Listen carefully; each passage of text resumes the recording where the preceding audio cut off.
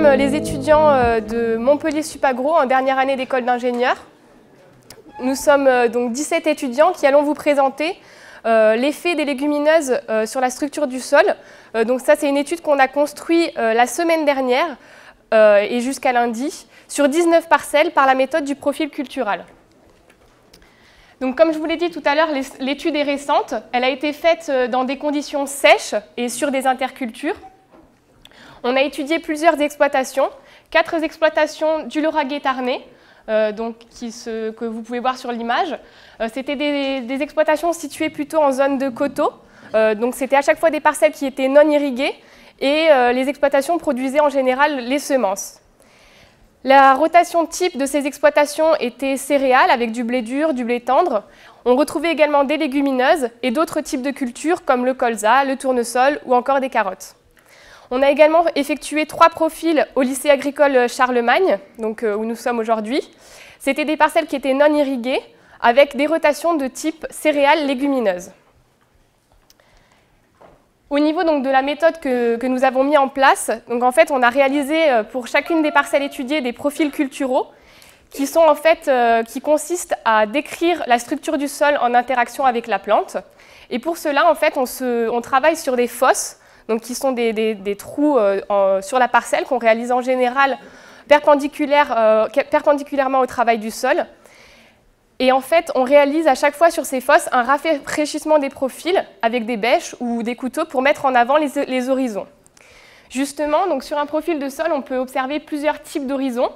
Donc, il y a des horizons anthropiques, qui sont en fait les horizons les plus superficiels, qui sont dus au travail du sol. On a par exemple l'horizon H0, qui est l'horizon de surface, ou l'horizon H5, qui correspond au fond de travail du sol. Et ensuite, plus en profondeur, on observe des horizons pédologiques, appelés horizons P. À chaque fois, sur chacun de ces horizons, notre travail était d'apprécier plusieurs paramètres, l'état structural, la matière organique, l'humidité.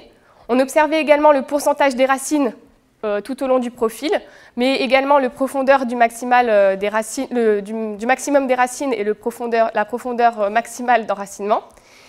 On observait également la profondeur des horizons et on essayait d'apprécier l'état de compaction de ces différents horizons.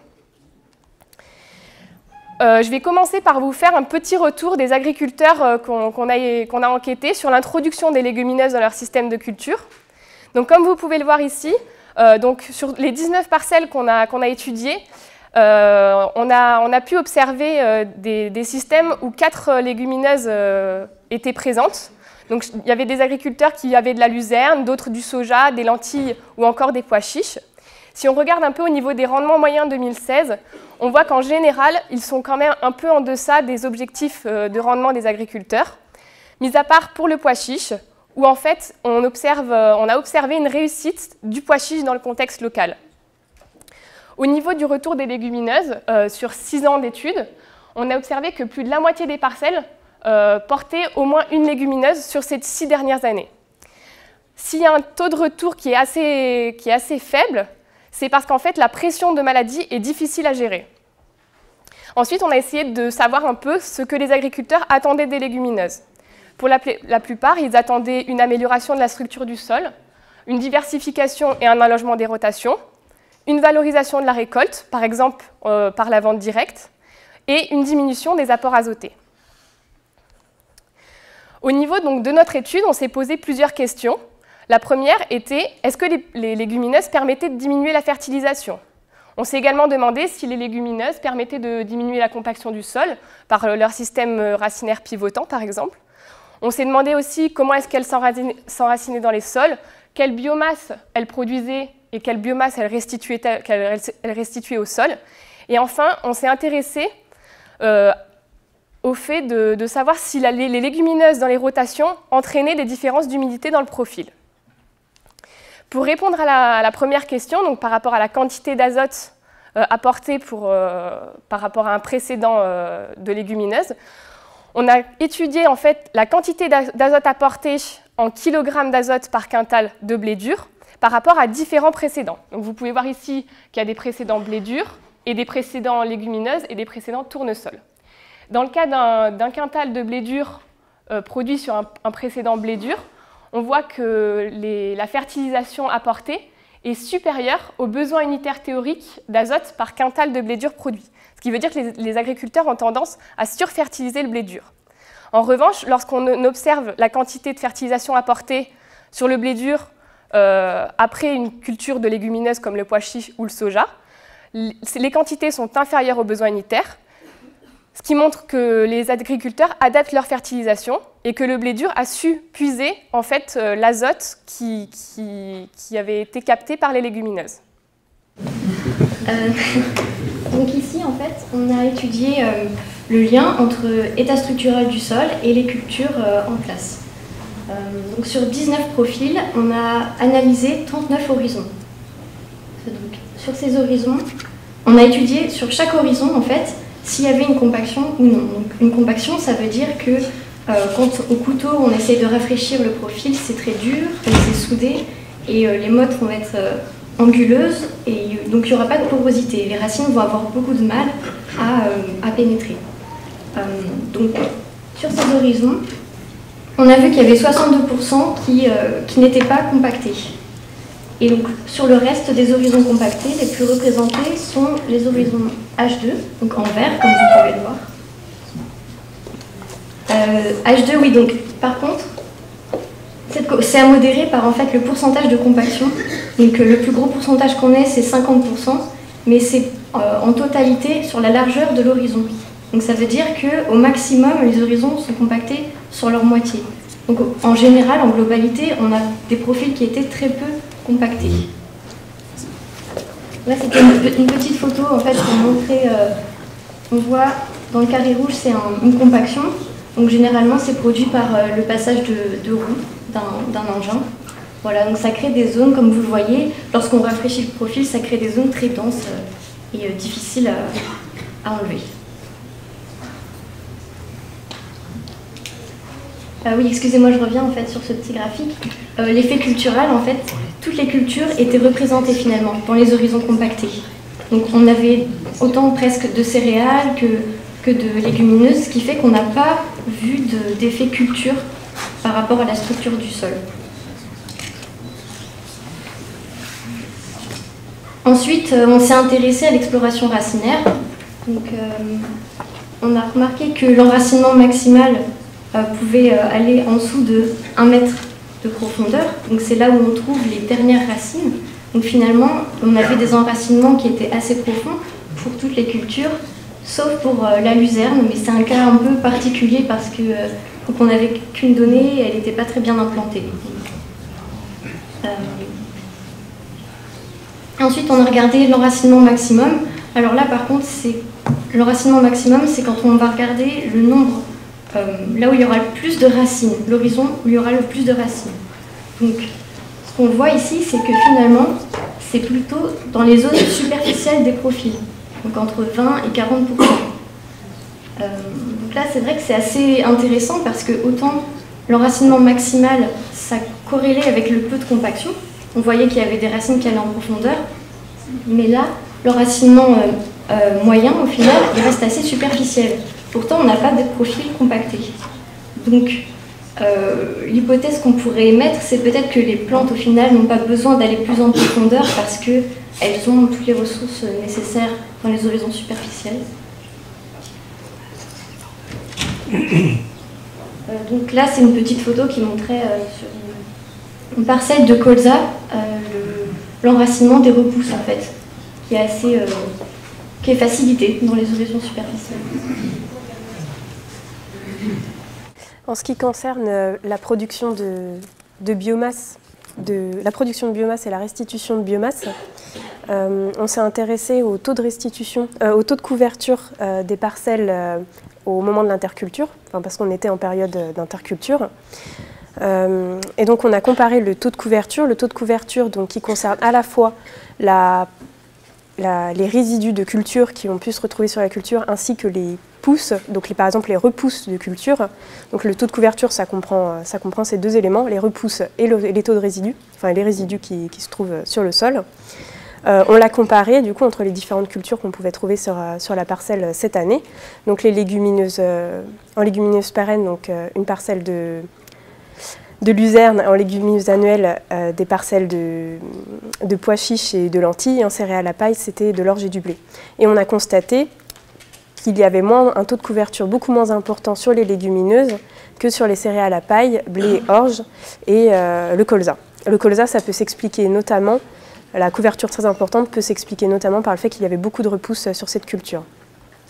Donc cette différence entre les légumineuses et les céréales à paille, elle peut s'expliquer notamment par la biomasse produite, c'est-à-dire que les légumineuses vont produire moins de biomasse que les céréales à paille, donc vont en restituer moins sur le sol.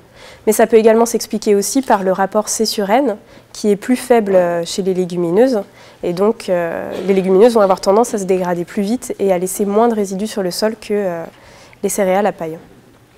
Donc là, je vous présente quelques exemples sur les profils qu'on a réalisés, sur les parcelles sur lesquelles on est allé creuser des fosses, les différents exemples de couverture qu'on a pu retrouver. Donc là, en ce qui concerne les céréales à paille, donc blé dur, orge avec une couverture assez importante. En ce qui concerne la luzerne et le pois chiche, une couverture beaucoup moins importante, de 10% pour le pois chiche et 20% pour la luzerne, sachant que la luzerne a été implantée aussi dans des conditions qui n'étaient pas forcément favorables à un développement optimal, donc on aurait pu s'attendre à un recouvrement plus important de la luzerne, qui est une légumineuse pérenne. Et puis concernant le colza, voilà, on remarque que le taux de couverture très important est dû particulièrement aux repousses de colza.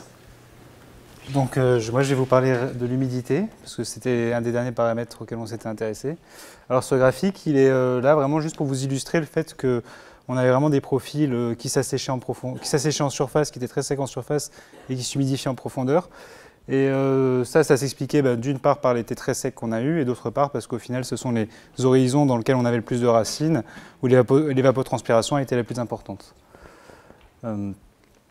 Ensuite, donc, on s'est intéressé, en fait, on s'est posé la question de savoir pourquoi est-ce qu'on observait des gradients d'humidité entre les différents profils qu'on a vus. Et donc, au final, une des variables qui nous a paru la plus explicative était le pourcentage de couverture en fait, qu'on avait sur la parcelle au moment où on l'observait, sachant qu'on varie donc, on varie, si vous voulez, c'est la ligne qui est tout en bas du graphique, de 0% à 90%.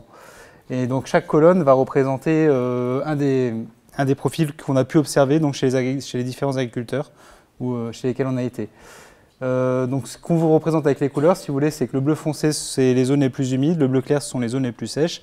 Et on voit bien qu'au final, les profils qui se situent à gauche sont généralement les profils les plus secs en profondeur, alors que c'est les profils qui sont à droite, sur lesquels on a le plus de couverture, sont les profils où on retrouve une forte humidité assez rapidement.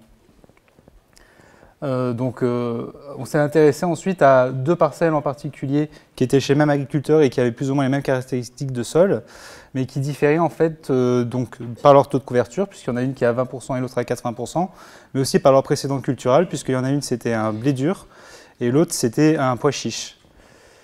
Et donc là où on présente les photos, donc on avait RN1 qui était en précédent blé dur, RN3 qui était en précédent pois chiche, et donc on voit bien que sur RN1, en surface, on avait un mulch très épais de 2 cm en fait, qui étaient les résidus de paille suite à la moisson. Et tout le profil était relativement humide, homogène, avec une structure qui était poreuse et une exploration racinaire. Alors que dans RN3, où on a un précédent pois chiche, donc je ne sais pas si vous voyez très bien, mais on avait déjà une surface de sol qui était quasiment nue avec très peu de paille. Et on avait un profil qui était très sec, donc comme vous pouvez le voir. Et par contre, on observait des fentes de retrait, c'est-à-dire que vu que c'était des sols qui étaient quand même bien argileux, on voyait des fentes de retrait qui se créaient dans les différents, dans les horizons de surface. Donc ça nous a permis de nous dire qu'au final, on avait un effet aussi que l'argile allait travailler en fait à la place donc de la plante pour restructurer le sol en créant ces fentes de retrait, puisque les argiles sont assez plastiques. Voilà, donc pour conclure, au final, ce qu'on a vu, c'est que dans l'échantillon d'agriculteurs qu'on a rencontrés, les légumineuses étaient bien représentées et bien intégrées à leur rotation, à leur système de culture, avec des taux de retour qui étaient quand même longs, mais ça a été déjà expliqué ce matin, c'est principalement dû par exemple à l'anthracnose sur le pois chiche. Et donc sur les 19 parcelles, donc, on a pu voir un effet de la fertilisation, comme on vous l'a expliqué. Donc dans certains cas, on a eu une baisse de la fertilisation après une légumineuse. On a eu un effet structure, là j'ai envie de dire, tous les sols étaient au final peu compactés. On n'a pas pu mettre en évidence un effet de culture, mais plutôt un effet de l'argile sur la structuration des sols, du fait que les profils étaient très secs. Et malheureusement, on ne peut pas vraiment conclure sur la culture en place. Au niveau des racines, on a vu que le maximum de racines était généralement dans les horizons superficielles, les horizons qui avaient été travaillés, et que même quand il y avait des compactions, au final, ça ne contraignait pas vraiment les racines, puisqu'elles arrivaient quand même à trouver un chemin. On a vu qu'en termes de biomasse, il y avait une faible production de biomasse, donc des légumineuses, qui du coup faisait qu'il y avait une faible couverture de sol. Et que cet effet, et que du coup pour ça les céréales au final doivent peut-être un meilleur mulch si on les restitue à la parcelle.